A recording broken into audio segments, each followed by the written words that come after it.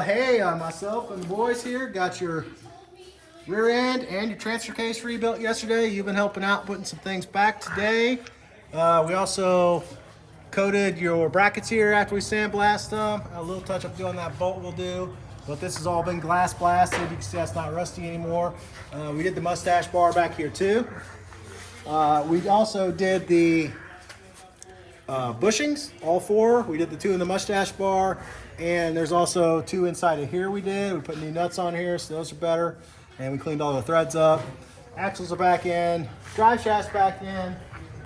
We noticed perhaps your rear motor mount's getting a little soft because this transfer case angle's down pretty good. So we actually took a combination of parts you gave us and we made a shim here with some stock and also solid carrier bearing mounts, bushings, and we lowered this about 3/8 to half an inch to help improve that angle but not upset anything else. So we also did the strut mounts. So we actually felt the bearings when we took them out and they were real crunchy, so I'm glad we did that. We filled your transfer case with Redline 7590. We're an authorized Redline dealer at both Revenge Performance and Parts Legion. Parts Legion's our new website. We have 600,000 parts on there for any car. So please check it out. It supports our shop, helps us keep doing cool stuff like this. We got 7590 in here from Redline. We got 7590 in the diff. I get questions sometimes, hey, when do I run shockproof? If you drag race a lot, you can run Redline shockproof, and it is helpful for these gears. The 5-speed will actually break the housing first on the 3000 GT and Stealth. So it's not as important, but a 6-speed actually has weaker gears than the housing, and so definitely run shockproof in a 6-speed, although it doesn't make it immortal. You still want to launch with care and think about what you're doing. Try to slow up the clutch a little bit. It helps parts live. But the main thing about shockproof is it's one of those oils, you really need to change it every time you do your motor oil. Like change your fluids every 2,000-3,000 miles on your transfer case. The rear ends on these things are practically bulletproof. If you run the car in rear-wheel drive configuration with 1,000 horse, you might manage to break it. The only weak point in the rear of these cars are the axle bars, and you really don't start experiencing that until you're trying to really drag race them with like 600 horsepower plus. And we do also offer Mark Williams axle bars made in 300M on revengeperformance.com. Actually got a set in stock, and that'll eliminate this problem. The joints themselves very rarely break.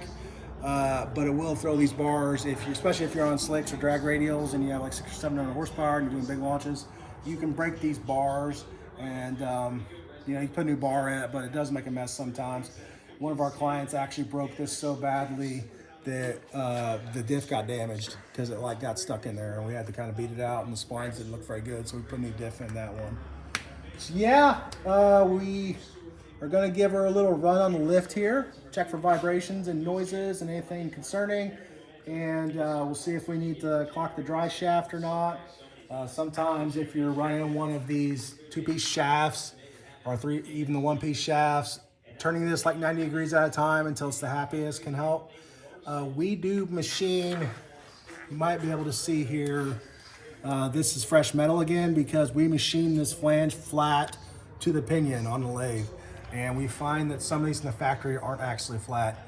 They're pretty close. I wouldn't say it's a bad part, but that could be why clocking these makes a difference, because I can never wrap my head around why that makes a difference, because the pinion in here is almost a 3.3 to 1 ratio, so it's not like your pinion gear is always in the same relation to the ring gear anyway.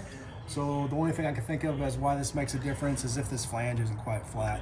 And maybe your aftermarket dry shaft flange isn't quite flat, and you find the happiest point. So we're gonna run this, see how it does.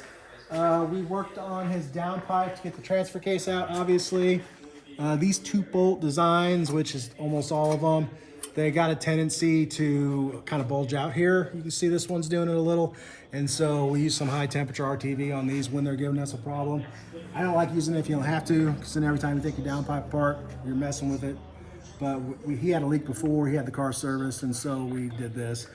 We also put new vibrant gaskets in here. We sell those on revengeperformance.com and Parts Legion, all vibrant products. But we put a 3-inch new gasket here. They're very affordable, a couple of dollars. Don't reuse your old one.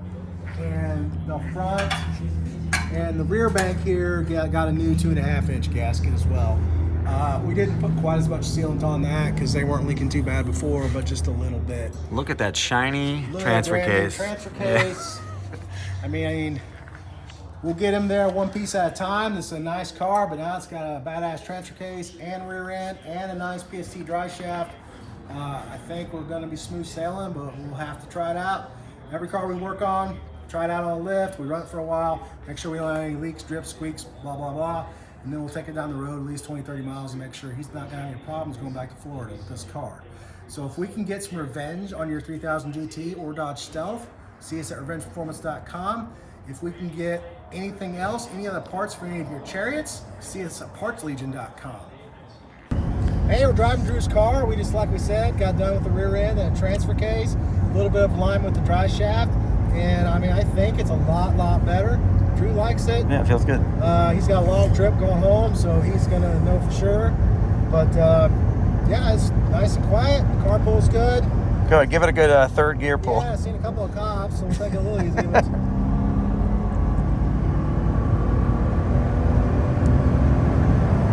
we're in Mexico.